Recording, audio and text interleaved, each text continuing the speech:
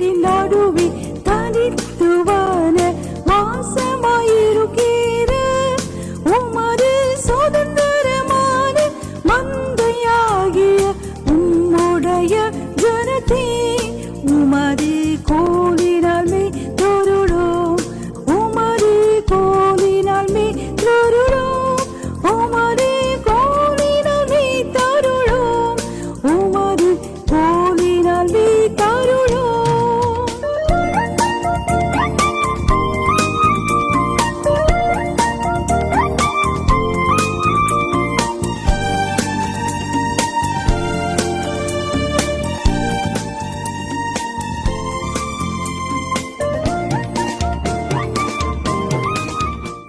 கடந்த ஒரு சில நாட்களாக ஃபர்ஸ்ட் வாட், முதலாவது எது அப்படின்னு சொல்லி நம்ம படிச்சுட்டு வரோம். இதன் அடிப்படையில் தான் அந்த கருத்தரங்கு கூட வைத்தோம். முதலாவது seeking the kingdom of God and its righteousness, தேவனுடைய ராஜ்யத்தையும் அவருடைய நீதியையும் தேடுவது முதலாவது. நம்ம உடை, உணவு, உறைவிடம், வசதி வாய்ப்புகள் அது ரெண்டாவது. முதலாவது தேவனுடைய ராஜ்யத்தினுடைய நீதியை தேடுவோமானால் இதெல்லாம் கூட்டி கொடுக்கப்படும் அப்படின்னு பார்த்தோம். ரெண்டாவதாக முதலாவது எது? சாங்டிஃபையிங் இன்சைட், வெளியரங்கமானது பரிசுத்தமாகும்படிக்கு, வெளி தோற்றம் பரிசுத்தமாகும்படிக்கு முதலாவது உள்ள பரிசுத்தப்படுத்துங்க. பிரியமானவர்களே, இன்றைக்கு நிறைய பேர் உள்ள பரிசுத்தம்னு சொல்லி வெளி பரிசுத்தம் விட்டுறாங்க. சிலர் வெளியே ரொம்ப பரிசுத்தமாக இருக்கிறாங்க, ஆனால் உள்ளான பரிசுத்தம் இல்லாமல் போயிடுது. பிரியமானவர்களே, வெளியே பரிசுத்தமாக இருந்து பரிசுத்தத்தின் வேஷம் தரித்து உள்ள பேயா பிசாசா உலகமாக இருக்கலாம். ஆனால் உள்ள பரிசுத்தமாக இருந்து வெளி தோற்றத்தில் பேயா பிசாசா உலகமாக இருக்க முடியாது. வெளி தோற்றம் is the reflection of our inner soul. ஒருவேளை பிசாசு மாய்மாலம் பண்ணலாம், பிசாசுடைய தூதர்கள் மாய்மாலம் பண்ணலாம், அவனுடைய ஊழியர்கள், அவனுடைய மக்கள் உள்ள பாவத்தையும் அசுத்தத்தையும் அக்கிரமத்தையும் வச்சுட்டு வெளியே ரொம்ப பரிசுத்தவான்கள் போல காட்டலாம். ஆனால் உள்ள பரிசுத்தமாக இருக்கிற யாரும் வெளியே பாவி போல காட்ட மாட்டாங்க. இதை நல்லா ஆழமாக புரிஞ்சுக்கோங்க. பிரியமானவர்களே, மூன்றாவதாக பார்த்தோம் சென்டிலேட்டிங் கேரக்டர், நல்லா மிழுகிற குணாதிசயம். நம்முடைய குணாதிசயம், உள்ளத்தில் கசப்பு வைராக்கியத்தை வச்சுக்கிட்டு நம்ம ஊழியம் செய்கிறேன், நான் பாட்டு பாடுறேன், பிரசங்கம் பண்ணுறேன், டான்ஸ் ஆடுறேன் அப்படின்னா கர்த்தருக்கு பிடிக்கும். முதல்ல அது உள்ள பரிசுத்தம். யாரை மன்னிக்கணுமா மன்னிப்பு, யார்கிட்டயா மன்னிப்பு கேட்கணுமா மன்னிப்பு கேள்வி, யார்கிட்ட ஒப்புரவாக்கணுமா ஒப்புரவாக்கு. அதெல்லாம் பண்ணிட்டு வந்து நீ பலி செலுத்தாமல் இருக்காது. எல்லாத்தையும் ஒப்புரவாயிட்டேன்னா போதாது, நீ பலி செலுத்து. ஆனால் நீ பலி செலுத்தும் முன்பாக, காணிக்கை தசமபாகம்லாம் கொடுக்கும் முன்பாக உன்னுடைய இன்டர்பர்சனல் ரிலேஷன்ஷிப், மற்றவர்களோடு உள்ள உறவு சரியா இருக்கு. மற்றவர்களோடு உள்ள உன்னுடைய உறவு சரியா இருக்கு. அது எப்படிலாம் ஒப்புரவாகணும் அப்படிங்கிறத குறித்து நம்ம பார்த்தோம். இன்றைக்கு நான்காவதாக செல்ஃப் ஜட்ஜிங். அது முதலாவது, என்னை நானே நியாயம் தீர்க்கவேன், என்னை நானே சரியா தப்பான்னு பார்க்கணும், மற்றவங்களை குற்றப்படுத்துறது. Self judging is very very important. வாசிப்போம், மத்தேயு 7ஆம் அதிகாரம் 1ஆம் வசனத்திலிருந்து வாசிங்க. நீங்கள் குற்றவாளிகள் என்று தீர்க்கப்படாதபடிக்கு மற்றவர்களை குற்றவாளிகள் என்று தீர்க்காதிருங்கள். ஏனெனில் நீங்கள் மற்றவர்களை தீர்க்க தீர்ப்பின்படியே நீங்களும் தீர்க்கப்படுவீர்கள். நீங்கள் மற்றவர்களுக்கு அளக்கிற அளவின்படியே உங்களுக்கும் அளக்கப்படும். நீ உன் கண்ணில் இருக்கிற உத்தரத்தை உணராமல் சகோதரன் கண்ணில் இருக்கிற துரும்பை பார்க்கிறது என்ன? உன் சகோதரன் கண்ணில் இருக்கிற துரும்பை பார்க்கிறத நீ செய்றது எவ்வளவு பெரிய தப்பு, நீ நடந்துக்கிறது எவ்வளோ பெரிய தப்பு. உன் கணவன்கிட்ட, உன் மனைவிட்ட, உன் பெற்றோர்கிட்ட, உன் பிள்ளைகள்கிட்ட, உன் அதிகாரிகள்கிட்ட, உன்னிடத்துல பணி செய்யறதுல நீ நடந்து கொள்வது எப்படி இருக்கு? உங்கள் பக்கத்து வீட்டுக்காரங்கிட்ட நீ நடந்து கொள்வது எப்படி இருக்கு? உன் கண்ணில் பெரிய உத்தரம் இருக்கு, பெரிய பீம், பெரிய மரக்கட்டை இருக்கு. உன் கண்ணில் இருக்கிற உத்தரத்தை பற்றி நீ கவலைப்படாம மற்றவன் கண்ணில் இருக்கிற துரும்பு, ஒரு சின்ன தப்பு, ஒரு துரும்பு, அந்த துரும்பை நீ போய் பார்க்குற. உன் கண்ணில் இருக்கிற உத்தரத்தை நீ பாரு. நீ ரொம்ப பரிசுத்தம், நீ ரொம்ப கரெக்டு, நான் எல்லாம் கரெக்ட் அப்படின்னு நினைக்காத. முதல்ல அது உன் பிள்ளையை உணரு. நீ செய்யறது சரியா தப்பா அதை கேளு. நீ செய்யறது சரியா தப்பா அதை பாரு. பிள்ளைகளை திருத்தணும் பெற்றோருடைய கடமை அது, அதிகாரிகளுடைய கடமை அது. பிரியமானவர்களே, அதே வேளையில நம்ம தப்ப நம்ம உணரும். நம்ம தப்ப நம்ம உணரும். நான் என்ன செய்ய சரியா தப்பா, அவர் தப்பு, என் மாமியார் தப்பு, மருமக தப்பு, ஆபீசர் தப்பு, பக்கத்து வீட்டுக்காரன் தப்பு, நான் சரியா, நான் இப்படி பேசினது சரியா, நான் இப்படி சொன்னது சரியா. நம்ம ஒவ்வொருவரும் நம்மை ஜட்ஜ் பண்ண. முதலாவது உன் கண்ணில் இருக்கிற வாசியங்கள். நீ உன் கண்ணில் இருக்கிற உத்திரத்தை உணராமல் ம் உன் சகோதரன் கண்ணில் இருக்கிற துரும்பை பார்க்கிறது என்ன? ஆ இதோ உன் கண்ணில் உத்திரம் இருக்கையில் உன் சகோதரனை நோக்கி நான் உன் கண்ணில் இருக்கும் துரும்பை எடுத்து போடட்டும் என்று நீ சொல்வது எப்படி? ம் மாயக்காரனே, முன்பு உன் கண்ணில் இருக்கிற உத்திரத்தை எடுத்து போடு, ஆ. பின்பு உன் சகோதரன் கண்ணில் இருக்கிற துரும்பை எடுத்து போட வகை பார்ப்பாய். முதலாவது உன் தவற செட்ரைட் பண்ணு. உன் தவற செட்ரைட் பண்ணாமல் நான் ஊழியம் செய்ய போகிறேன், நான் ஏசுவை பற்றி சாட்சி சொல்ல போகிறேன் அப்படின்னு செய்யாத. யாரையும் நான் திருத்த போகிறேன், இந்த உலகத்தையே திருத்திட போகிறேன். முதல்ல நீ திரு. நீ குணப்பட்ட பின்பு உன் சகோதரனை குணப்படு. நீ குணப்பட்ட பின்பு உன் சகோதரனை குணப்படு. அப்படிதான் இயேசு பேதுருட்ட சொல்றேன், ஊழியம் செய்யு. முதல்ல ஒன்றை செட்ரைட் பண்ணு, உன் குடும்பத்தை செட்ரைட் பண்ணு, உன்னுடைய உறவுகளை செட்ரைட் பண்ணு. பிறகு நீ உன் சகோதரன் ஹெல்ப் பண்ண. நீ குணப்பட்ட பின்பு, அது குணப்பட்ட பின்பு என்று சொன்னால் நீ ஸ்ட்ராங்கான பின்பு. ஏன்னா சிக்கா இருந்தா என்ற அர்த்தம் இல்லை. குணசாலியான ஸ்திரீ அப்படின்னா என்ன? ஸ்ட்ராங்கான விமன். நீ நல்லா ஸ்ட்ராங்கான பிறகு மற்றவங்களுக்கு நீ ஹெல்ப் பண்ணுறது நேச்சுரல். அடிக்கடி சொல்வேன் இல்லையா, லாஜிக்கல், ரேஷ்னல், எம்பெரிக்கல், ஸ்பிரிச்சுவல். இந்த நாளில் அதை வியூ பண்ணிப்பார். எது முக்கியம்? நான் மற்றவர்கள் கண்டிப்பாக ஹெல்ப் பண்ணேன், என் பிள்ளைகளுக்கு நான் ஹெல்ப் பண்ணணும். ஆனால் நான் என் பிள்ளைகளுக்கு மாதிரியாக இருக்க வேண்டாமா? என் பையன் என்னை பார்த்து ஃபாலோ பண்ணால் அவன் எப்படி இருப்பான்? என்னை பார்த்து என் பையன் ஃபாலோ பண்ணுறான், அவன் எப்படி இருப்பான்? இப்பெல்லாம் பேசாதுடும், அண்ணா கீழ்படி, கீழ்படலைன்னா பிச்சுடுவேன். நீ கீழ்படுறியா? அதிகாரத்தை கீழ்படுறீங்களா? உங்கள் அப்பா அம்மா கீழ்படுறீங்களா? கீழ்படின்னு உங்கள் பிள்ளைகிட்ட சொல்ல உங்களுக்கு அதிகாரம் இருக்கா? உங்கள் ஆஃபீஸில் நீங்கள் கீழ்படுறீங்களா? ஸ்கூலுக்கு டைமுக்கு போச்சு, காலத்தில் டைம் ஆச்சுல அப்படின்னு பல்ல கடிக்கிறீங்க. நீங்கள் டைமுக்கு போகிறீங்களா? உங்கள் கண்ணில் இருக்கிற உத்தரத்தை கொஞ்சம் முதல்ல எடுங்க. பிள்ளைகள் கண்டிப்பாக ஹெல்ப் பண்ணுங்க. பிள்ளைங்க கீழ்ப்படியை சொல்லி கொடுங்க.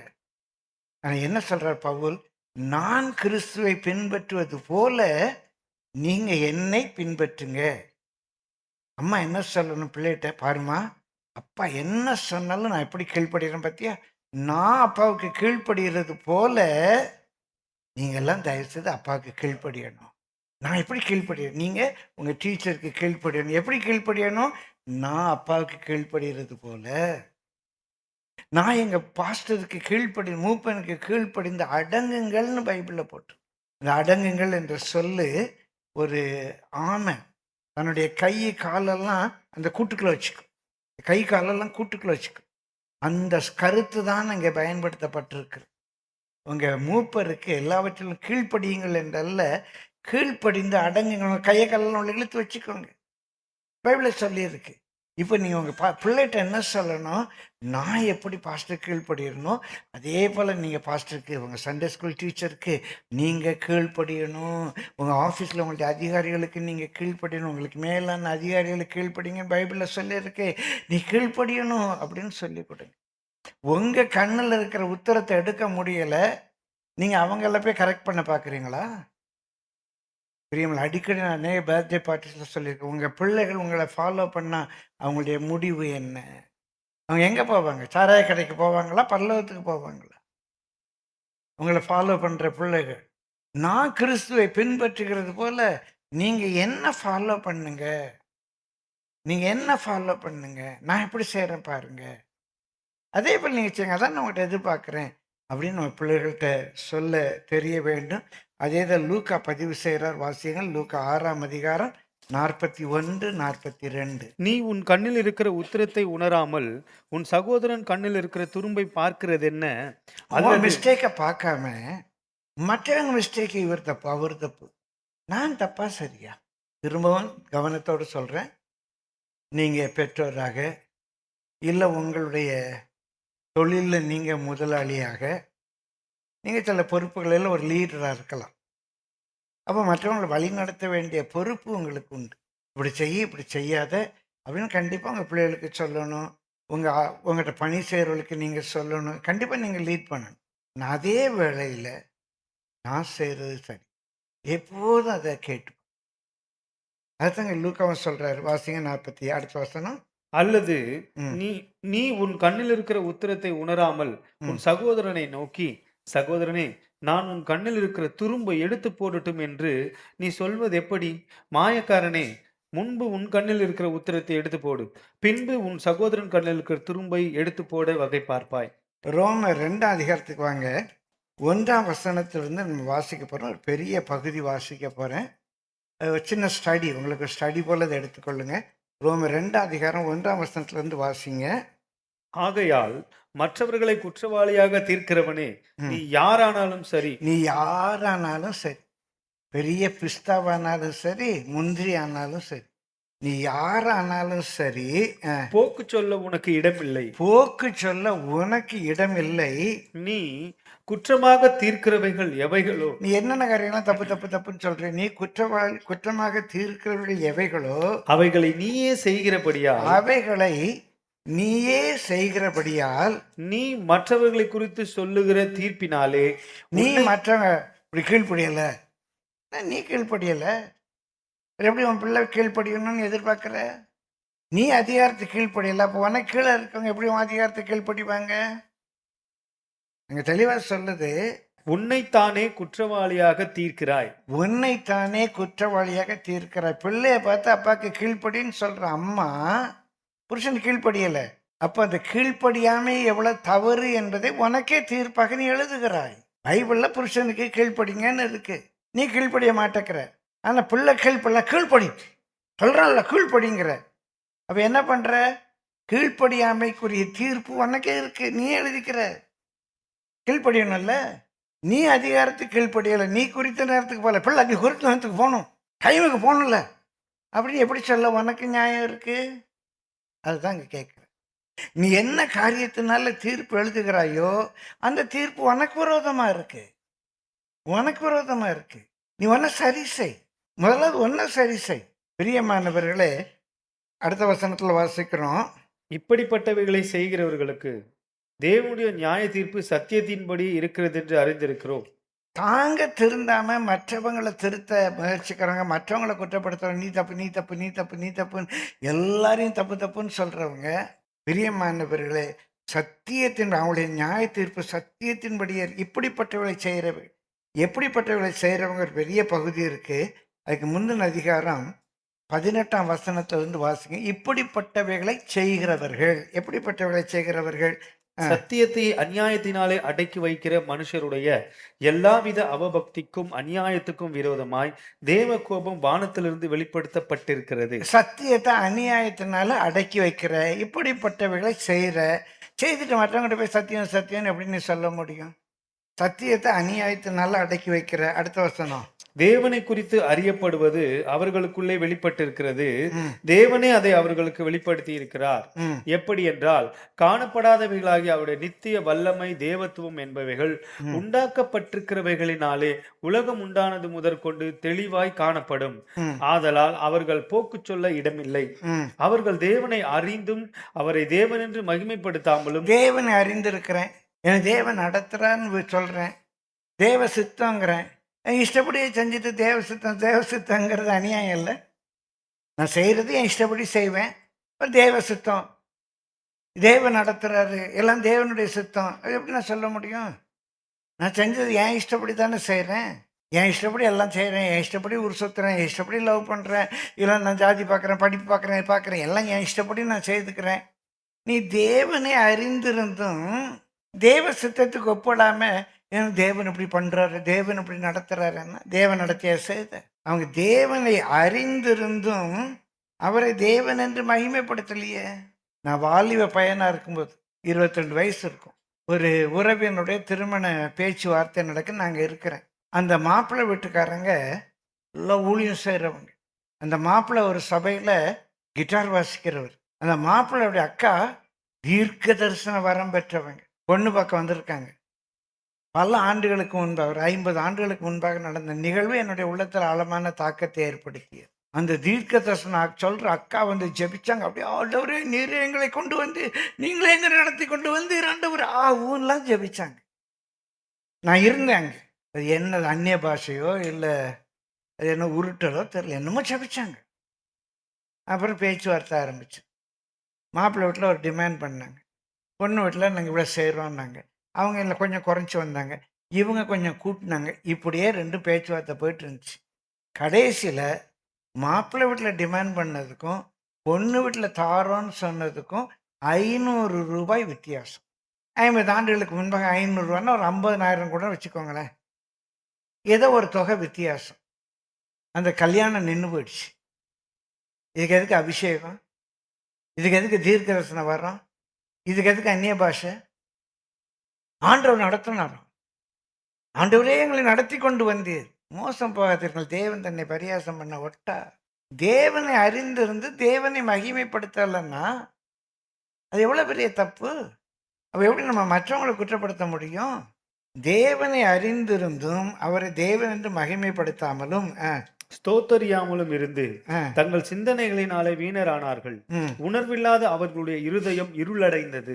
ம், அவர்கள் தங்களை ஞானிகள் என்று சொல்லியும் பைத்தியக்காரராகி ம், அழிவில்லாத தேவனுடைய மகிமையை அழிவுள்ள மனுஷர்கள், பறவைகள், மிருகங்கள், ஊரும் பிராணிகள் ஆகிய இவைகளுடைய ரூபங்களுக்கு ஒப்பாக மாற்றினார்கள். ம். இது நிமித்தம் அவர்கள் தங்கள் இருதயத்தில் உள்ள இச்சைகளினாலே ஒருவரோடொருவர் தங்கள் சரீரங்களை அவமானப்படுத்தத்தக்கதாக தேவன் அவர்களை அசுத்தத்திற்கு ஒப்பு கொடுத்தார். ம், தேவனுடைய சத்தியத்தை அவர்கள் பொய்யாக மாற்றி சிருஷ்டிகளை தொழுது சேவியாமல் சிருஷ்டியை தொழுது சேவித்தார்கள். ம். அவரே என்றென்றைக்கும் ஸ்தோத்தரிக்கப்பட்டவர்.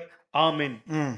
இது நிமித்தம் தேவன் அவர்களை இழிவான இச்சை ரோகங்களுக்கு ஒப்பு கொடுத்தார். இச்சை ரோகங்களுக்கு ஒப்பு கொடுத்தார். அந்தப்படியே அவர்களுடைய பெண்கள் சுபாவத்துக்கு விரோதமான அனுபவமாக மாற்றினார்கள். ம், அப்படியே ஆண்களும் பெண்களை சுபாவப்படி அனுபவியாமல் ஒருவர் மேல் ஒருவர் விரகதாபத்தினாலே பொங்கி ஆணுடைய ஆண் அவலட்சமானது நடப்பித்து தங்கள் தப்பிதத்திற்கு தகுதியான பலனை தங்களுக்குள் அடைந்தார்கள். இவங்கெல்லாம் யாரு? தேவனை அறிந்திருந்தும் தேவனுக்கு மகிமை செலுத்தாதவர்கள். பாவங்களுக்கு இடம் கொடுத்துடுறாங்க. ஆனா தேவனை அறிந்திருந்தோம் அப்படின்னு சொல்றாங்க. இன்னும் இப்படிலாம் நாங்கெல்லாம் பாவம் செய்யல என்றல்ல. இன்னும் கீழே வாசிக்கிறோம். தேவனை அறியும் அறிவை பற்றி கொண்டிருக்க அவர்களுக்கு மனதில்லாதிருந்தபடியால் ம். தகாதவைகளை செய்யும்படி தேவன் அவர்களை கேடான சிந்தைக்கு ஒப்பு கொடுத்தார். கேடான சிந்தை, கெட்ட சிந்தை. அவங்க தாட் ப்ராசஸே தப்பா இருக்கு. ஒருவேளை இப்படிப்பட்ட ஓரின சேர்க்கை பிரியமானவர்கள் LGBT என்று இல்லாமல் இருக்கலாம். ஆனா சில அவங்க திங்கிங் ப்ராசஸே தப்பா இருக்கு. கேடான சிந்தைகளுக்கு தேவன் அவர்களை ஒப்பு கொடுத்தார். அவர்கள் சகலவித அநியாயத்தினாலும் வேசித்தனத்தினாலும் அநியாயத்தினாலும் வேசித்தனம். வேசித்தனம் என்றால் திருமணம் என்ற ஒரு உறவு இல்லாமலே காதல்னு சுத்துறது. அந்த மன்மதன் அம்பு எய்கிறது. பிரியமான நல்லா பாருங்க, காதல் அப்படின்னால இந்த படத்திலே ஒரு ஹார்ட்டு, அந்த ஹார்ட்ல ஒரு அம்பு தச்சுக்கிட்டு இருக்க மாதிரி. அந்த அம்பு யார் எய்தது? பிரியமானவள நம்முடைய புராண கதைகளில் மன்மதன் எய்தாம்பாங்க. கிரேக்க புராணத்துல குப்பீது எய்தாம்பாங்க. ஒரு அம்பு எய்த ஒரு பிசாசினுடைய தாக்கம் வேசித்தனம். திருமணம் ஆகாம லவ்னு சுத்திட்டாலே அது லவ் பேசலைன்னா உடனே சூசைட் பண்ண போறது, இல்லைன்னா கையை பிளேடால கத்திக்க இழுத்துக்கிறது, இல்லைன்னா ஃபேன்ல தொங்க போறேன் பயங்காட்டுறது. பிசாசு. வேசித்தனம் என்பது பிரியமான புனிதமான ஒன்றல்ல. அந்த அம்பு தைத்ததினாலே வந்தது. அந்த அம்பு தைத்ததினாலே வந்தது வேசித்தனமும். அவர்கள் அசுத்தத்தினாலும் துரோகத்தினாலும் பொருளாசையினாலும். அப்ப நம்ம ஓரின சேர்க்கையில நான் இல்லைன்னு யோசிக்கலாம். பொல்லாத சிந்தனை இருக்கா? இந்த காதல் கீதல் அலையிறோமா? யாருக்காவது நமக்கு நன்மை செய்தவங்களுக்கு துரோகம் பண்றோமா? பொருளாசை இருக்குதா? குரோதத்தினாலும் யார் மேலேயாவது ஒரு பகை உணர்வு இருக்குதா? குரோதத்தினாலும் நிறையப்பட்டு பொறாமை இருக்குதா? ஓரின சேர்க்கை இல்லைன்னு நினைக்காதீங்க. பொறாமை இருக்குதா? பொறாமையினாலும் கொலை. சகோதரனை பகைக்கிறவன் மனுஷ கொலை பாதகன். கொலையினாலும் வாக்குவாதத்தினாலும். எதுக்கெடுத்தாலும் ஒரு ஆர்குமெண்ட். வாக்குவாதம். வாக்குவாதம். வாதம் என்று சொன்னால் நான் சொல்லியிருக்கிறேன். பிடிவாதம், பக்கவாதம், திமிர்வாதம். இந்த மாதிரி ஒரு வாதம் தான் வாக்குவாதம். நான் பிடிச்ச மயிலுக்கு 3 கால். நீ ஏற்றுக்கிட்டாலும் சரி, ஏற்றுக்கலனாலும் சரி, நான் சொல்கிறதான் சரி. நான் அப்பா நீ பிடிச்ச மயிலுக்கு 3 கால் சரிப்பா, வச்சுக்கோப்பா. அப்பா நீ பிடிச்ச மயிலுக்கு 3 கால், ஒரு காலையை வேணால் பாயா போட்டு சாப்பிட்டா விடு. வாக்குவாதம். எதுக்கெடுத்தாலும் ஒரு ஆர்கியூமெண்ட் ரொம்ப நல்லது. அந்த ஆர்கியூமெண்ட்டுக்கு சரியான தமிழ் வாக்குவாதம். வாக்குவாதம்னா நான் பிடிச்சதை விட மாட்டேன். இந்த வாக்குவாதம் திமிர்வாதம் மாதிரி, பிடிவாதம் மாதிரி, வாக்குல ஒரு வாதம். வாக்குவாதம். வஞ்சகத்தினாலும் வஞ்சகத்தினாலும் வன்மத்தினாலும் நிறைந்தவர்களுமாய் புறங்கூறுகிறவர்களுமாய். அப்ப நீங்க வெறுமனே நம்ம முதல்ல வாசித்த அந்த ஓரின சேர்க்கை, பெண் பெண்ணோடு, ஆண் ஆணோடு, நம்மெல்லாம் அப்படி பண்ணலன்னு யோசிக்காதீங்க. அதே லிஸ்ட்ல தான் இதெல்லாம் வருது. பொறாமை, வாக்குவாதம் எல்லாம் அதே லிஸ்ட்ல தான் வந்திருக்குங்க. பிரியமானவர்களை புறங்கூறுறது, அவதூறு பண்றது, தேவ பகைஞருமாய், துராகிருதம் பண்ணுகிறவர்களுமாய், துராகிருதம் பண்ணுகிறவர்களுமாய், அகந்தை உள்ளத்துல ஒரு காண்டு, அகந்தை உள்ளவர்களுமாய், வீம்புக்காரருமாய், பொல்லாதவைகளை யோசித்து பிணைக்கிறவர்களுமாய். அப்படியே முடிச்சு போடுறது. இதை ஜாயின் பண்ணி லைன் எல்லாம் போட்டு ஒரு ஸ்கெட்ச் போட்டுரு. பொல்லாதவைகளை பிணைக்கிறவர்களுமாய், பெற்றோருக்கு கீழ்ப்படிய மாட்டேன், அப்பா அம்மாவுக்கு கீழ்ப்படிய மாட்டேன். நீ என்ன சொல்ற, நீ என்ன சொல்ல, நான் என்ன கேட்க. இந்த லிஸ்ட் ஒரே லிஸ்ட் தாங்க. அந்த ஓரின சேர்க்கையில் ஆரம்பிச்ச அதே லிஸ்ட்ல தான் இதெல்லாம் இருக்குது. அவங்க ரொம்ப மோசம், இவங்க பெட்டர்லாம் கிடையாது. எல்லாம் ஒரே குரூப் தான். அது எவ்வளவு அருவருப்போ அதே அருவருப்பு தான் இது. என்ன பார்க்குறோம்? பிரியமானவர்களை பெற்றோருக்கு கீழ்ப்படியாதவர்களுமாய், உணர்வில்லாதவர்களுமாய், உடன்படிக்கைகளை மீறுகிறவர்களுமாய், சுபாவ அன்பில்லாதவர்களுமாய், இணங்காதவர்களுமாய். ஒரு காரியம் சொன்னா இணங்கி போறது கிடையாது. இணக்கம் இல்லாத இல்லை, அதுல என்ன சரி தப்பு யோசிக்கிறது கிடையாது. இணங்காதவர்களுமாய், இரக்கம் இல்லாதவர்களுமாய் இருக்கிறார்கள். இப்படிப்பட்டவைகளை செய்கிறவர்கள் மரணத்துக்கு பாத்திரா இருக்கிறார்கள். இவங்க மரணத்துக்கு பாத்திரராய் இருக்கிறார்கள் என்று தேவன் தீர்மானித்த நீதியான தீர்ப்பை அவர்கள் அறிந்திருந்தும் அவைகளை தாங்களே செய்கிறதும் அல்லாமல் அவைகளை செய்கிற மற்றவர்களிடத்தில் பிரியப்படுகிறவர்களுமா இருக்கிறார்கள். அவங்க தப்பு பண்ண இப்படி தப்பா நடக்கிறவங்க இடத்துல பிரியம் வைக்கிறாங்க. நீ நல்லா கேட்டேன். என்ன அந்த அப்பா சொல்லிகிட்டே இருப்பாரு, கரெக்ட் அப்பா சரியான பதில் சொன்னடா அப்படின்னு அதை வேற பாராட்டுவாங்க. இவன் கீழ்ப்படிய மாட்டாங்க, மற்றவங்களையும் கீழ்ப்படிய விட மாட்டாங்க.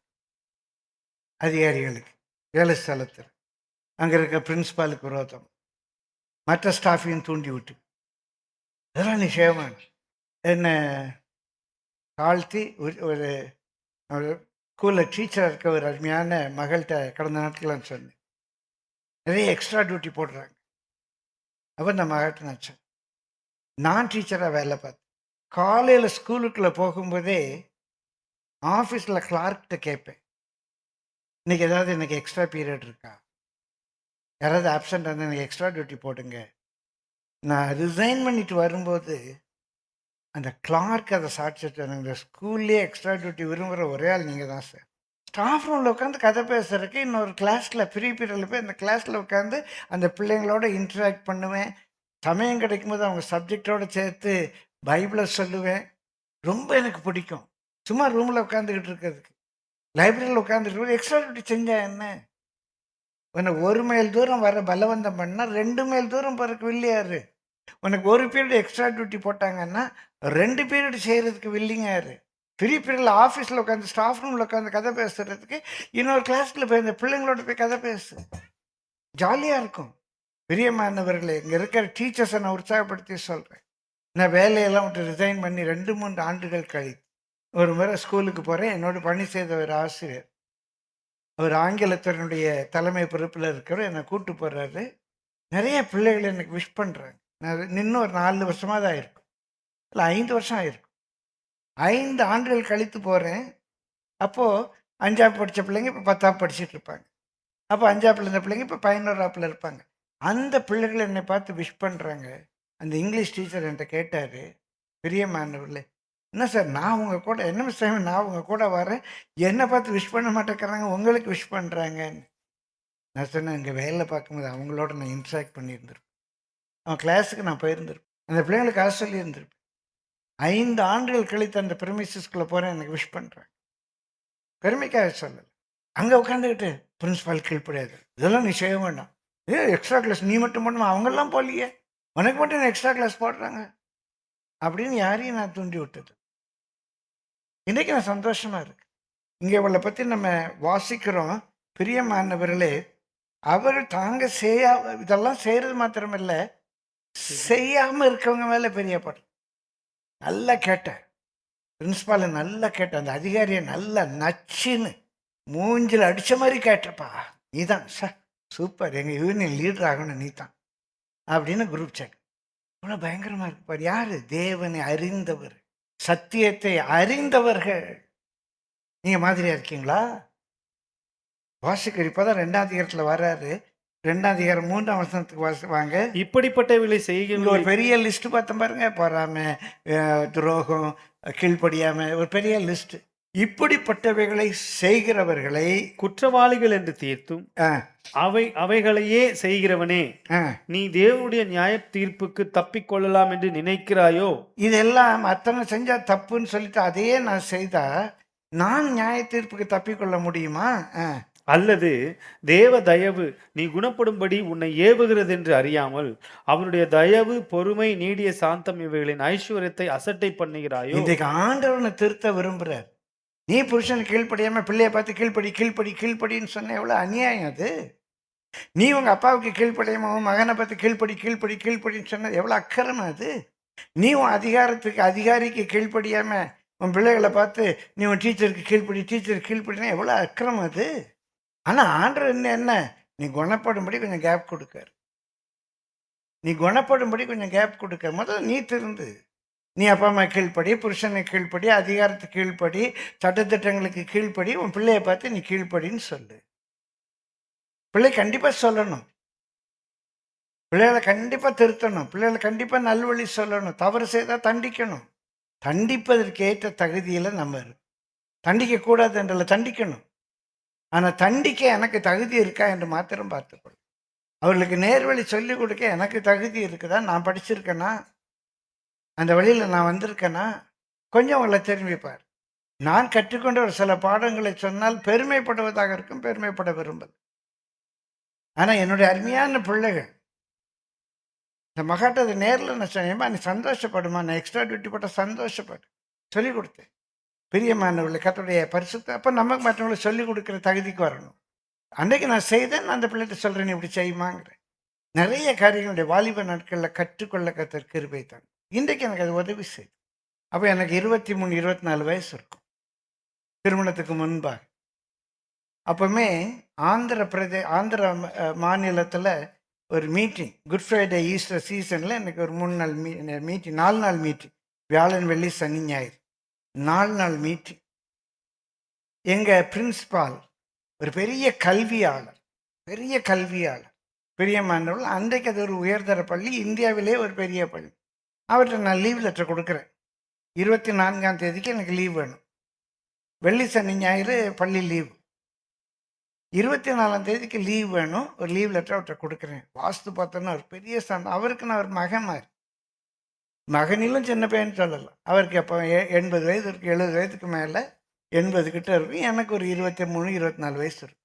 அவர் அந்த லீவ் லெட்டர் கொடுக்க அவருக்கு ஒரே சந்தோஷம். நீங்கள் இப்படி பப்ளிக் மீட்டிங்லாம் பேசுவீங்களா மிஸ் சைமன் அப்படிங்க? எஸ் மிஸ் அவர் பேர் தாமஸ், எஸ் மிஸ்டர் தாமஸ். அவருடைய ஸ்டாஃப் ஒருத்தர் சின்ன பையன் பப்ளிக் மீட்டிங்கில் பேசுகிறான். அவருக்கு ஒரே சந்தோஷம். எல்லாம் வாசிட்டு வந்தார். என் மேலே உள்ள அன்பு வச்சு ஒரு கேள்வி கேட்குறாரு. இது holiday season, good Friday Easter leave, ட்ரெயின்லாம் கிடைக்கிறதுக்கு கஷ்டமாக இருக்குமே, நீங்கள் என்ன பண்ண போகிறீங்கன்னு கேட்டேன். ட்ரெயின் டிக்கெட்டுக்கு என்ன பண்ண போகிறீங்கன்னு. நான் புக் பண்ணிட்டேன் சார், நான் ஆல்ரெடி புக் சார் அப்படின்னு சொன்ன உடனே அந்த லீவ் லெட்டர் தூக்கி இப்படி எரிஞ்சார். இப்படி நல்ல வேகமாக எரிஞ்சார். யூ கேன் கோ. என்னன்னே புரியலை. இது வரைக்கும் நல்லா பேசினாரு. ட்ரெயின் டிக்கெட் புக் பண்ணிட்டேன்னு சொன்னேன், லீவ் லெட்டர் தூக்கி இப்படி எரிஞ்சிட்டு யூ கேன் கோ அப்படின்னு. Miss Thomas what's you can go அப்படிங்கிற. எனக்கு புரியல, என்ன தப்பு பண்ணோம், ஏன் இப்படி கத்துறாரு சார், என்ன மிஸ்டேக்ஸ் இல்லை கேட்குறேன். ரீட் இட், வாசிக்கிறேன். I may kindly be granted permission, granted leave, permission. I may be permitted, permission போட்டிருக்கேன். அவர் கேட்டார், இது பெர்மிஷனா? யார்கிட்ட கேட்ட டிக்கெட் புக் பண்ண? நீ பெர்மிஷன் கேட்குறன்னா ஒன்று அவங்க கூப்பிட்ட போய் என்கிட்ட வந்து நான் லீவ் எடுக்கலாமான்னு கேட்டால் அது பெர்மிஷன். நீ அவங்ககிட்ட சரின்னு சொல்லிட்ட, நோட்டீஸ் எல்லாம் போட்டாங்க, நீ டிக்கெட்லாம் புக் பண்ணிட்ட, இப்போ கொண்டு வந்து என்கிட்ட நீ கொடுத்துருக்கிறது ஒரு இன்ஃபர்மேஷன், இட்ஸ் நாட் பெர்மிஷன் அப்படின்னார். Sorry sir, I cancel the meeting sir. உன்னை நம்பி அங்கே மீட்டிங் வச்சுருக்காங்க, இவ்வளோ பொறுப்பு இல்லாமல் கேன்சல் பண்ணுறேன்னு சொல்கிறியே, கோ கெட் அவுட். அன்றைக்கு ஒரு பாடம் படித்தேன். பெர்மிஷன் என்ன, இன்ஃபர்மேஷன் என்ன. அவரை குற்றப்படுத்தலை, ஒரு பெரிய பாடத்தை படித்து கொண்டேன். அந்த பள்ளியில் பெரியம்மா கிட்டத்தட்ட என்னுடைய 28வது வயது. இந்த பள்ளிக்கூடத்தில் இருந்து நான் இன்னொரு பள்ளிக்கூடத்தில் ஒரு வேலைக்கு போகும்போது தேவ சமூகத்தில் என்ன சொல்கிறாரு என்று சொன்ன வார்த்தை, ராபர்ட் ஏன் ரிசைன் பண்ணுறீங்க? உங்களை நான் பிரின்ஸ்பால் ஆக்கணும்னு நினச்சேன், உங்களை நான் பிரின்ஸ்பால் ஆக்கணும்னு நினச்சேன். பெருமைக்காக சொல்லுது, ஒவ்வொரு சூழ்நிலையும் பாடங்களை கற்றுக்கொள்ளுகிறோம். சுந்தரையாட்ட எவ்வளோ பாடம் கற்றுருக்கு, வேலை பார்த்த இடங்கள் எங்கள் அப்பாட்ட எவ்வளோ பாடம் கற்றுருக்கு. நீங்கள் கற்றுக்கொள்ள விரும்பாமல் மற்றவங்களுக்கு போதிக்கிற தகுதி உங்களுக்கு கிடையவே கிடையாது. உங்கள் பிள்ளைகளை கூட நீங்கள் போதிக்க முடியும். நீங்கள் கற்றுக்கொள்ள விரும்பல, அவங்க எப்படி கற்றுக்கொள்ள விரும்பணும்? அதனால தான் இங்கே சொல்கிறான், பெரிய மாணவர்களே 4ஆம் வசனத்துக்கு வாங்க. அல்லது தேவ தயவு நீ குணப்படும்படி உன்னை ஏவுகிறது என்று அறியாமல் அவருடைய தயவு, பொறுமை, நீடிய சாந்தம் இவைகளின் ஐஸ்வர்யத்தை அசட்டை பண்ணுகிறாயோ? உன் மனக்கடினத்திற்கும் குணப்படாத இருதயத்திற்கும் ஏற்றபடி தேவனுடைய நீதியுள்ள தீர்ப்பு வெளிப்படும் கோபாக்கினை நாளிலே உனக்காக கோபாக்கினையை குவித்துக் கொள்ளுகிறாயே. தேவன் அவனவனுடைய கிரியைகளுக்கு தக்கதாய் அவனவனுக்கு பலன் அளிப்பார். அவனவனுக்கு பதில் அளிப்பார். பிள்ளைகள் ஹாலிடே முடிஞ்சு அவங்க ஹாலிடே ஹோம்ஒர்க்கை முடிச்சுட்டு வரணும் அப்படின்னு எதிர்பார்க்குற ஒரு டீச்சராக, ஹாலிடேயில் என் பேப்பரை நான் திருத்தி முடித்து ஃபஸ்ட்டு டே ஸ்கூல் ரீஓப்பன் பண்ணுற அன்னைக்கு பிள்ளைங்களுடைய ஆன்சர் பேப்பர் ரெடியாக இருக்கும். பரீட்சை நடக்கும்போது என் பரீட்சை முடிஞ்ச உடனே என் பேப்பரை திருத்த ஆரம்பிச்சிடுவேன், லீவுடு முன்னாடி. அப்போ மற்றவர்களை திருத்த வேண்டும் என்று நினைக்கிற நீ மாதிரியாயிரு. நேரத்துக்கு முன்பாக வர வேண்டும் என்று உங்களை எதிர்பார்க்கிற நான் உங்களுக்கு முன்பாக வர விரும்புகிறேன். நான் எந்த ப்ரோக்ராமுக்கு நான் பிந்தி போக விரும்பலை. உங்கள் வீடு விசிட்டிங் பண்ணுறதுக்கு நான் 8 மணிக்கு வரேன்னு சொன்னால் கூட அடித்து பிடிச்சி 8 மணிக்குள்ளே போக பார்ப்பேன். கூட இருக்கவங்கள்ட்ட கேட்டுப்பார். குருடருக்கு வழிகாட்டுகிற குருடனாக இருக்க முடியாது. உங்களுக்கு வழிகாட்டுகிற நான் பார்வை உள்ளவனாக இருக்க வேண்டும். உங்களுடைய பிள்ளைகளுக்கு வழிகாட்டுகிற நீங்கள் பார்வை உடையவர்களாக இருக்க வேண்டும். உங்கள் பிள்ளைகள் உங்கள் வழியில் நடந்தால் உங்கள் முரட்டாட்டம், உங்கள் குணம், உங்கள் கீழ்ப்படியாமல், உங்கள் அகந்தை, உங்கள் பெருமை, உங்களுடைய துரோகம், உங்களுடைய குரோதம் இதெல்லாம் உங்களுக்கு இருக்கும்போது உங்கள் பிள்ளை எப்படி வளரும்? யோசித்து பாருங்க. உங்கள் பேர பிள்ளைகள் எப்படி வளருவாங்க? பெரியமல்ல இயேசு சொன்னது தான் உங்களுக்கு சுட்டி காட்டுறேன். யாக்கோபு 4ஆம் அதிகாரம் 11, 12 வாசிங்க. சகோதரரே, ஒருவருக்கொருவர் விரோதமாய் பேசாதிருங்கள். சகோதரனுக்கு விரோதமாய் பேசி தன் சகோதரனை குற்றப்படுத்துகிறவன் நியாயப்பிரமாணத்துக்கு விரோதமாய் பேசி நியாயப்பிரமாணத்தை குற்றப்படுத்துகிறான். நியாயப்பிரமாணத்தை குற்றப்படுத்துவாயானால் நீ நியாயப்பிரமாணத்தின்படி செய்கிறவனாயிராமல் அதற்கு நியாயாதிபதியாய் இருப்பாய். நியாயப்பிரமாணத்தை கட்டளையிடுகிறவர் ஒருவரே, அவரே ரட்சிக்கவும் அழிக்கவும் வல்லவர். மற்றவனை குற்றப்படுத்துகிறதற்கு நீ யார்? பெரியமான பைபிளில் பொய் சொல்லாதிருப்பாயாகன்னு சொல்லியிருக்கு. நீ சொல்றது பொய் அப்படின்னு குற்றப்படுத்த எனக்கு அதிகாரம் இல்லை. மற்றவங்க நியாயம் இருக்க எனக்கு அதிகாரம் இல்லை. நான் பொய் சொல்லக்கூடாது. நீ திருடுன, நீ களவு செய்த, பிரியமான திருடன் என்று குற்றப்படுத்த எனக்கு அதிகாரம் கிடையாது. ஒரு பொருள் காணாமல் போச்சு, அதை கண்டுபிடிக்கிறேன்.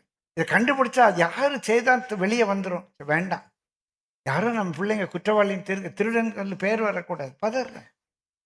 நான் சொல்ல நியாயம் என் கூட இருக்க பிள்ளைங்களுக்கு தெரியும். நான் மேடையிலேருந்து பேசுகிறேன். அவன் திருடன் ஐடென்டிஃபை ஆகிடக்கூடாதுன்னு பயப்படுறேன். களவு செய்யாதிருப்பான்னு என்கிட்ட சொல்லியிருக்காரு. நான் களவு செய்யலை. என் அதிகாரத்துக்கு உட்பட்டவர்கள் என் பிள்ளைகள், நான் யாரை வழி நடத்தணும் அவங்ககிட்ட களவு செய்யாதேன்னு அந்த பிரமாணத்தை சொல்லி கொடுக்குறேன். அது என்னுடைய கடமை. ஆனா அவர்களை குற்றவாளிகளாக நியாயம் தீர்க்க எனக்கு ஆண்டவர் சொல்ல, நீ பொய் சொல்லாது இருப்பாயாக, நான் பொய் சொல்லக்கூடாது, நான் களவு செய்யக்கூடாது, நான் கொலை செய்யக்கூடாது. இது மற்றவர்களுக்கு நான் சொல்ல உரிமை உண்டு. நியாயம் தீர்ப்பதை குறித்து ஜாக்கிரதையா இருக்க வேண்டும். அநேக வசனங்கள் உண்டு, நேரம் கருதி கடந்து போகிறேன். ரோமர் 14:4 வாசியுங்கள்.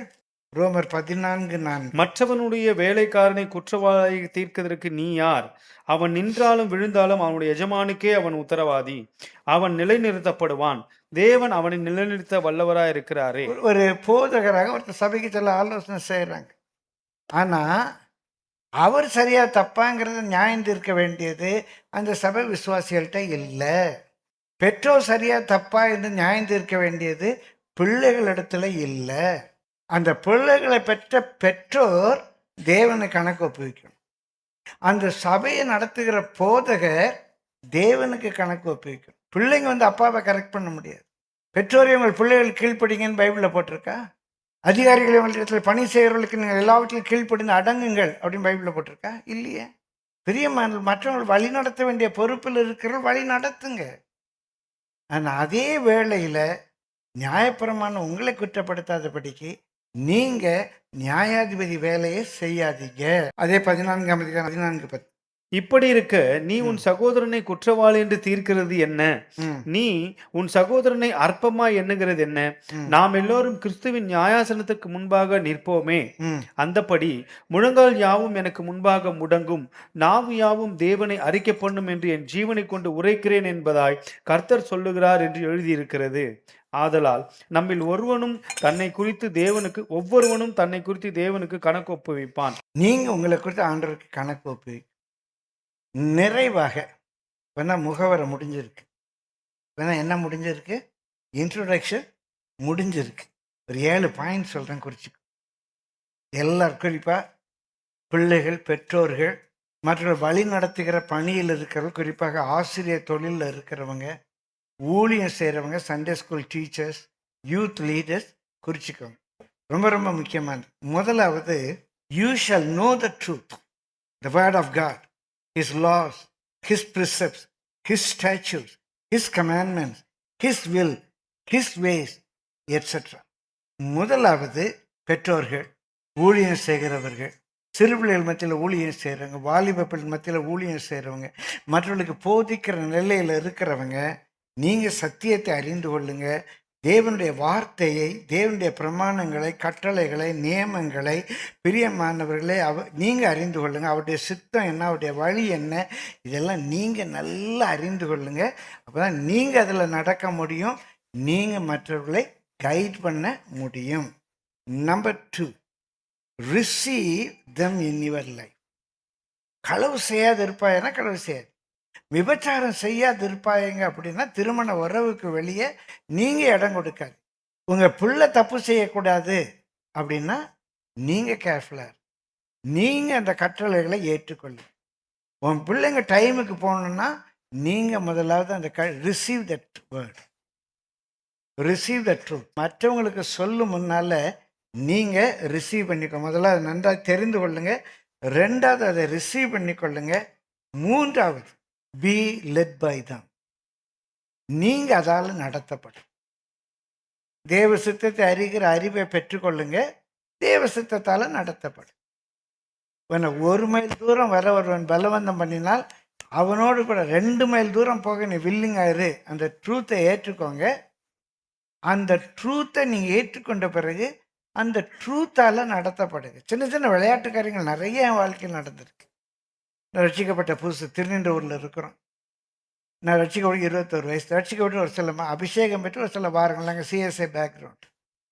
நாங்கள் இருக்கிற வீட்டில் இருந்து அங்கே மூலக்கடையில் அங்கே ஒரு பகுதி உண்டு. அந்த மூலக்கடை அப்படின்னு சொல்கிறது கிட்டத்தட்ட இங்கேருந்து கெல்லிஸ் தூரம் இருக்கும். எங்கள் அம்மா அங்கே ஒரு கடையில் போய் ஒரு பொருள் வாங்கிட்டு வர சொல்கிறாங்க. மத்தியான நேரம் வெயில். போய் அந்த கடையில் போய் அந்த பொருளை வாங்கிட்டு வரேன். வாங்கிட்டு இருந்தோடனே என்னுடைய ஒரு அக்கா சொல்கிறாங்க, ரவி லெட்டர் கொஞ்சம் போஸ்ட் பண்ணிட்டு வந்திருப்பாங்கிற. கிட்டத்தட்ட அவ்வளோ தூரம் போகணும். இல்லைன்னா இந்த பெட்ரோல் பங்க் வரைக்கும் போகணும். சந்தோஷமாக போஸ்ட் பண்ணிட்டு வந்துட்டேன்.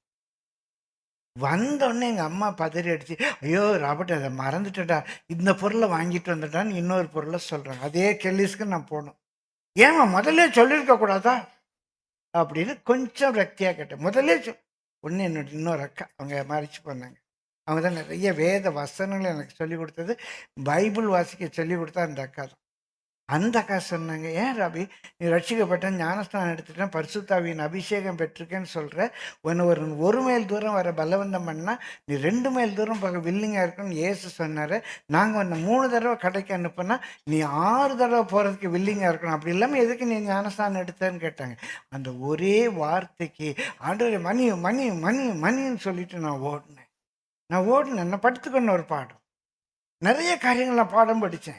எங்கள் பிரின்ஸிபல் லெட்டர் தூக்கி எரிஞ்சாரு, நான் பாடம் படித்தேன். எங்கள் பாஸ்டர் என்னை திட்டியிருக்காரு, நான் பாடம் படித்தேன். அடிச்சிருக்காரு புல்பிட்டில் வச்சு, பாடம் படித்தேன். அதனால் எங்கள் பாஸ்டர் என்ன சொன்னார், என் ஒய்ஃப்ட்டு என்னை பற்றி, எனக்கும் தம்பிக்கும் வருமானம் கிடையாது. ஒரு நாள் சொல்கிறார் பாஸ்டர் சுந்தரையா, நான் அம்மா இருக்கிறோம். அம்மாட்ட சொல்கிறார், எனக்கும் தம்பிக்கும் வருமானம் கிடையாது அப்படின்னு நாற்காலில் சாஞ்சிட்டு இன்னைக்கும் அந்த சீன் நினைவு இருக்கு. எனக்கு ஒரு மாதிரி ஆயிடுச்சு, என்ன இப்படி சொல்றாரு. 2வது தடவை சொன்னார், ஆமா எனக்கும் தம்பிக்கும் வருமானம் கிடையாது. எனக்கு ஒரு மாதிரி கஷ்டமாயிடுச்சு, என்னடா. 3வது தடவை சொன்னார், எனக்கும் தம்பிக்கும் வருமானம் கிடையாது. சொல்றாரு அப்படி ஓப்பனா மனைவிட்ட சொல்லிட்டு சொன்னாரு. 2வது சொல்லிட்டு 3வது தடவை சொன்னாரு, எனக்கும் தம்பிக்கும் வருமானம் கிடையாது, நானும் அவரும் ஒன்று. இன்றைக்கு நினைச்சா அழுவேன். எனக்கும் தம்பிக்கும் வருமானம் கிடையாது, நானும் அவரும் ஒன்று அப்படின்னு உங்க பாஸ்டர் ஆண்டிட்ட பாஸ்டர் பாட்டிட்ட சொன்னார். ஏன் தப்புடலையா, அவர் திட்டலையா? நான் தப்பு செய்யாமலே என்னை மேடையில் வச்சு அடிச்சிருக்காரு. அது தப்புன்னு நினச்சிக்கிட்டு டிரான்ஸ்லேட் பண்ணும்போது அவர் பரதேசின்னார், நான் சஜானர் அப்படின்னு. இன்னும் இங்கிலீஷை காட்டுறேன்னு டமான் அடிச்சிட்டார். பரதேசின்னு அவர் சொல்கிறாரு, நான் சஜானர் அப்படின்னு. அப்புறம் ரூமில் போய் ஐயா பைபிளில் அந்த இடத்துல அந்த வார்த்தை, அது என்ன சஜானர்னா? சஜானர்னா யாத்திரியன்னு அர்த்தம். ஐயா எனக்கு தெரியாது, தெரியாமல் அடிச்சிட்டு. அடுத்த வாரம் நான் சபையில் மன்னிப்பு கேட்குறேன். ஐயா வேண்டாம் ஐயா, பைபிளில் இருக்கதான் நான் சொன்னேன், அதை உங்கள்கிட்ட காட்டினேன். முன்னர் இந்த சிலர் அழுதுட்டாங்க, நாடிப்படும். ஐயா குற்றப்படுத்தலை, திருத்துறாங்க. நீதிமானுடைய கொட்டு என் தலைக்கு அபிஷேகம் இன்றைக்கு என்ன உயர்த்திரு. நான் சொன்ன வேர்டு அவங்க கவனிக்கலை. அவங்க சஜனருங்கிற வேர்டு அவங்களுக்கு பரிச்சயம், நல்ல ஆங்கிலம் பேசுவாங்க, அவங்க வெளிநாட்டில் ஆசிரியராக இருந்தவங்க, நல்லா படித்தவங்க. இந்த வார்த்தை ஒருவேளை நான் உச்சரித்தது உங்களுக்கு புரியலை. பிரியமானவர்களே, கர்த்தருடைய பரிசுத்த நாமத்துக்கு மகிமை உண்டாவதாக. நீங்கள் தேவ சித்தத்தினால அதிகாரிகள் கீழ்ப்படுகிறதுனால நேரத்தை கை கொள்ள எல்லாத்திலும் உங்கள் பிள்ளைகளுக்கு மற்றவர்களுக்கு நீங்கள் மாதிரியாக இருங்கள். Be led by them. 4வது பிரியமானவர்களே, preach and teach them in season and out of season with love and affection. நீங்கள் கை கொண்ட சத்தியத்தை மற்றவங்களுக்கு போதி. சமயம் வாய்த்தாலும் வாய்க்காட்டாலும் உங்கள் பிள்ளைகளுக்கு வேல்யூஸை சொல்லிக் கொடுங்க. ஆனால் சொல்லிக் கொடுக்கும்போது உங்களை மாதிரியாக நிறுத்துங்க. நான் தைரியமாக சொல்ல முடியும், நான் எங்கள் அப்பா அம்மா கீழ்ப்படுறது போல் பிள்ளைகளை நீங்கள் எனக்கு கீழ்ப்படிங்க அப்படின்னு என் பிள்ளைகளுக்கு சொல்ல எனக்கு அதிகாரம் உண்டு. எங்கள் போதகருக்கு நான் கீழ்ப்படிந்தது போல் நீங்கள் எனக்கு கீழ்ப்படியுங்கள் என்று சொல்ல எனக்கு அதிகாரம் உண்டு. சமயம் வாய்த்தாலும் வாய்க்காவிட்டாலும் இந்த வேல்யூ சிஸ்டத்தை சொல்லி கொடுங்க.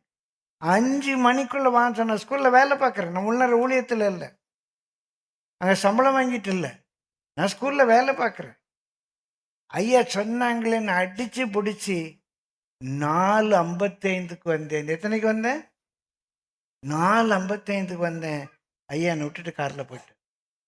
உள்ளே போகிறேன், கார் வெளியே போகுது, என்னை பார்த்து டாட்டா சொல்லிட்டு போகிறேன். கிளாக்கை பார்க்குறேன், 5 நிமிஷம் முன்னால் வந்து. பெரிய கதை. எப்படி அந்த ஃபங்க்ஷன் நான் ஆட்டோவில் போயிட்டேன், அவருக்கு ஹெல்ப் பண்ணேன், திரும்பி அவரோட காரில் வந்தேன். எப்போ வர சொன்னேன்? 5க்குள்ளே வர சொன்னீங்க ஃபஸ்ட்டு. நான் 5க்குள்ளே வான்னா 4:45 வர்றதா? 5க்குள்ளே வான்னா 4:45 வர்றதா? வருவீங்க, ரெஸ்ட் ரூம் போவீங்க, ஒரு காஃபி குடிப்பீங்க, நேரம் ஆயிரும்ல. 5க்குள்ளே வானா ஒரு 4:30க்காவது வரணும். ஏங்க இப்படிலாம் பாடம் படிச்சிருக்கோங்க. அந்த பாஸ்டர் தான் நான் போட்டுறேன். இன்றைக்கு பிரியமானவர்களே, இந்த நிலையில் நிற்பதற்கு அந்த நீதிமான்களுடைய குட்டு 5க்குள்ள வாண்டிருக்காரு, 4:55 வந்திருக்கான். அதுக்கு குட்டு எனக்கு பாடம் படிச்சுட்டு 5க்குள்ள வாங்கினா 4:45 வருது இல்லை, 4:30 வந்திருக்கணும். நீதிமான்களுடைய குட்டு தலைக்கு அபிஷேகமா இருக்கு, பெருமைப்படுது. அதனால வேல்யூஸ் பிள்ளைகளுக்கு சொல்லிக் கொடுங்க. ஸ்கூலில் எப்படி இருக்கணும், உங்கள் பிள்ளைங்க ஒரு டீச்சர் ஆச்சுன்னா டீச்சர் எப்படி நடந்துக்கணும், ஒரு ஆஃபீஸில் வேலை செஞ்சாங்கன்னா ஆஃபீஸில் எப்படி இருக்கணும், திருமணமாகி போகும்போது அம்மா மாதிரி சொல்லுங்கள் உங்கள் மகாட்ட, நீ போய் எப்படி கண்ணன் வீட்டில் நடந்துக்கணும், அங்கே போய் கணவன் காலை உட கையை உடன்னு சொல்லி கொடுக்காது. அதையே சொல்லி கொடுத்து அனுப்புவீங்க இல்லைங்க. பிள்ளைகளை வாழ விடுங்க, அதுவே எப்படி இருக்கணும்னு சொல்லி கொடுங்க. நீங்கள் மாதிரியாக இருங்க. பிரியமல்ல. 5வது, டிசர்ன் எவ்ரி, எது சரி எது தப்பு அப்படின்னு சொல்லி எல்லாவற்றையும் கொஞ்சம் ஆராய்ந்து பாரு, எல்லாவற்றையும் கொஞ்சம் கிரிட்டிக்கலாக திங்க் பண்ணு. அதனால வேதம் சொல்லுது, 1 கொரிந்தியர் 2:15 வாசிங்க சீக்கிரமா. ஆவிக்குரியவன் எல்லாவற்றையும் ஆராய்ந்து நிதானிக்கிறான். எல்லாவற்றையும் ஆராய்ந்து இப்படி செய்யறது சரியா தப்பா, நான் பேசினது சரியா தப்பா, அவங்க சொன்னது சரியா தப்பா, எது பைபிள் படி சரி, என்ன நான் பண்ணியிருக்கணும், கொஞ்சம் ஆராய்ந்து நிதானியுங்கள். நிதானம் என்ற தமிழ் சொல் மிக அருமையான ஒரு தமிழ் சொல். நிதானம், நிதானம். யாராவது சொல்ல முடியுமா நிதானம் என்ற தமிழ் சொல்லுடைய பொருள் என்ன? எல்லாம் நல்லா தமிழ் கற்றுக்கிறவங்க யாராவது சொல்லுங்க. நிதானம் அப்படின்னா தமிழில் என்ன அர்த்தம்? நில், கொஞ்சம் வெயிட் பண்ணு. தான் ஒரு ஸ்டாண்டர்டு. என்றால் அழகு. கொஞ்சம் நின்று அழகான ஒரு முடிவு, அதான் நிதானம். அவசரப்படாத, அவன் டிசிஷன் எடுக்காது. நில், தான், அம்முன்னா அழகு. அழகுன்னு அர்த்தம். பிள்ளைங்களும் அம்முன்னு கூட, அம்முன்னா அழகுன்னு அர்த்தம். நில், தான், கொஞ்சம் நிதானமாக கொஞ்சம் நின்று ஒரு ஸ்டாண்ட் எடுத்து ஒரு அழகான முடிவெடுங்க. எல்லாவற்றையும் ஆராய்ந்து பாருங்க. ஆராய்ந்து பார்த்து பிரியமானவர்களே நிதானியுங்கள். சரி. 6வது, prove all things. This is right, this is wrong. What I said was right, what I said was wrong. Prove பண்ணு. பைபிள் அநேக இடங்களில் ப்ரூவ் அப்படின்னு வரும். ப்ரூவ் பண்ணி ரைட்டாக தப்பா ப்ரூவ் பண்ணு. ஒரு அருமையான வேத பகுதி 1 தெசலோனிக்கர் 5:21. எல்லாவற்றையும் சோதித்து பார்த்து நலமானதை பிடித்துக் கொள்ளுங்கள். எல்லாவற்றையும் சோதித்து பாருங்க, எது சரி எது தப்பு, எப்படி பேசணும் எப்படி பேசக்கூடாது, எப்படி உடுத்தணும் எப்படி உடுத்தக்கூடாது, கொஞ்சம் டெஸ்ட் பண்ணி பாரு. என்று சிலர் சொல்கிறாங்க, நீங்கள் எல்லாத்தையும் இந்த மாதிரி ரேஷ்னல் என்னது லாஜிக்கல்னால் சொல்கிறீங்க, அப்படிலாம் முடியாது, ஏதோ செய்கிறோம். இல்லை எல்லாத்தையும் கொஞ்சம் சோதிச்சு பாரு. அது இங்கிலீஷில் ப்ரூவ் பண்ணுங்க. திஸ் இஸ் ரைட், ப்ரூவ் பண்ணுங்க. நான் எடுத்திருக்க டிசிஷன் தான் சரி, நான் எடுத்திருக்க டிசிஷன் தப்பு, ப்ரூவ் பண்ணுங்க. நீ செய்கிறது தப்பு, ப்ரூவ் பண்ணுங்க. இல்லை எல்லாம் ஒன்று நான் எடுத்ததான் சரி, ப்ரூவ் பண்ணு. கொஞ்சம் பாருங்க, லாஜிக்கலாக யோசிங்க. Prove all things. Prove what you said is right, prove what you done is right, prove your behaviour is right. Prove பண்ணுங்க. Prove all things. இன்னொரு அருமையான வசனம் கூட உண்டு, அடிக்கடி பார்த்துருக்கோம். ரோமர் 12 வாசித்து நம்ம முடிப்போம். ரோமர் 12:2. நீங்கள் இந்த பிரபஞ்சத்திற்கு ஒத்த வேஷம் தெரியாமல் தேவனுடைய நன்மையும் பிரியமும் பரிபூரணமுமான சித்தம் இன்னதென்று பகுத்தறியத்தக்கதாக இந்த பகுத்து அறியத்தக்கதாக அப்படிங்கிறத நீங்கள் இங்கிலீஷில் வாசித்தீங்கன்னா prove what is that good. Prove. நான் இப்படி ட்ரெஸ் பண்ணுறது குட், ப்ரூவ் பண்ணுங்க. நான் இப்படி என்னை அலங்கரிக்கிறது இஸ் குட், என்னுடைய வேலைக்கு தேவை. Prove what is that good, prove what is that acceptable, prove what is that the perfect will of God, prove what is good for God, prove what is the will of God, prove what is acceptable, prove what is the good for God, prove. Design நல்லா சோதிச்சுப்பார். 5வது, don't pass judgement. அவன் விழுந்தாலும் எழுந்தாலும் நியாய தீர்ப்பு கர்த்தருடைய. அவன் ரட்சிக்க கர்த்தர் வல்லவரார். நீ மயமாலக்காரன், நீ திருடன், நீ கொள்ளக்காரன், நீ கரவன், ஜட்ஜ் பண்ணாது. சொல்லுங்க, நீ இப்படி பேசக்கூடாது, இப்படி செய்யக்கூடாது, இப்படி கீழ்ப்படுன்னு சொல்லுங்க. ஆனால் அவனுக்கு நீ நாசமாக போவேன்னு சொல்லிடாது, அது ஜட்ஜ்மெண்ட். நீ நரகத்துக்கு போவேன்னு சொல்லிடாதீங்க, அது ஜட்ஜ்மெண்ட். ஹெல்ப் பண்ணுங்க. 7 குறிப்புகளை மனதில் வைத்துக்கொள்ளுங்க. பிரியமானவர்களே, ஆனால் 7வது, டோன்ட் பாஸ் ஜட்ஜ்மெண்ட். நியாய தீர்ப்பு செய்வது அவருடைய. நீ நரகத்துக்கு போவியா இல்லையாங்கிற தீர்ப்பு செய்கிறது அவருடைய. இன்றைக்கு ஒரு தீர்மானம், ஆண்டவரே ஏன் கண்ணில் உள்ள உத்திரத்தை நான் முதலாவது எடுக்க தீர்மானிக்க. அப்போ மற்றவங்களுக்கு ஹெல்ப் பண்ணுவேன். கண்டிப்பாக மற்றவங்க கண்ணில் இருக்கிற துரும்ப நான் எடுக்க உதவி செய்தே ஆகும். மற்றவங்களை திருத்தக்கூடாது, மற்றவங்களுக்கு சொல்லக்கூடாது, மற்றவங்களுக்கு வழிநடத்த கண்டிப்பாக நீங்கள் நடத்தணும். குறிப்பாக உங்களிடத்தில் தேவன் பொறுப்பாய் கொடுத்துக்கொண்டைய பிள்ளைகள், உங்களுடைய ஊழியத்தில், உங்கள் சபை, உங்கள் விசுவாசிகள், சண்டே ஸ்கூல் ஸ்டூடெண்ட்ஸ், நீங்கள் அவங்களை நடத்துகிற கடமை உங்களுக்கு இருக்குது. உங்கள் கண்ணில் இருக்கிற உத்தரத்தை எடுத்தால் மாத்திரம் போதாது, அவளுடைய கண்களில் இருக்கிற துரும்பை எடுக்க நீங்கள் உதவி செய்ய வேண்டும். நீங்கள் உதவி செய்ய வேண்டும். ஆனால் அதே வேளையில் ஃபஸ்ட் உங்களை தேவனுக்கு முன்பாக செட்ரேட் பண்ணு. முதலாவது அவருடைய ராஜ்யத்தை, அவருடைய நீதியை தேடு. முதலாவது உங்களுடைய உள்ளத்தை பரிசுத்தமாக்கு. முதலாவது மற்றவங்களை மன்னிச்சிட்டு ஊழியம் செய். மற்றவர்கள் நல்மனம் பொருந்தி ஊழியம் செய். முதலாவது நம்முடைய பிழைகளை திருத்தி மற்றவர்களுக்கு உதவி செய். நம்முடைய தவறுகளை திருத்தி மற்றவர்களுக்கு, குறிப்பாக நம்மிடத்தில் கற்றுக் பொறுப்பாக கொடுத்துருக்கிற பிள்ளைகள், ஸ்கூலில், சண்டே ஸ்கூலில், சபையில் அவங்களுக்கு பொறுப்பெடுத்து அவங்கள திருத்துங்க. அவங்க கண்ணில் இருக்கிற துரும்ப, அவங்களுடைய பிழைகள் திருத்த போதவங்க. அந்த பிள்ளை ஸ்கூலுக்கு லேட்டாக போகுது, திருத்துங்க. அந்த பிள்ளை பொய் சொல்லுது, திருத்துங்க. நியாய தீர்ப்பு செய்யாது. கர்த்தர் ரட்சிக்க வல்லவன். நீ நாசமாக போவ, நீ நரகத்துக்கு போவ அப்படின்னு சாபம் போட. நியாய தீர்ப்பு கர்த்தருடைய. நல்லா இருந்த கிருபை நமக்கு கிடைக்கும்படியா. சில வேளை ஐயோ எங்கள் அப்பா அப்படி இருக்காங்களே, எங்கள் அம்மா அப்படி இருக்காங்களே அப்படின்னு பிள்ளைகளுக்கு வேதனையாக இருந்தால் உங்கள் அப்பா அம்மாக்கா கூட ஜெபிங்க. கர்த்தர் உங்கள் அப்பா அம்மாவையும் ஆசீர்வதிக்க வல்லவரார். நம்ம எல்லாரும் நம்மை திருத்தி கொள்ள அதான் காண்பவர் தலைப்பு கொடுத்தாரு, செல்ஃப் ஜட்ஜ்மெண்ட். என்னை நான் நியாயம் தீர்க்க எனக்கு கிருபை தான்.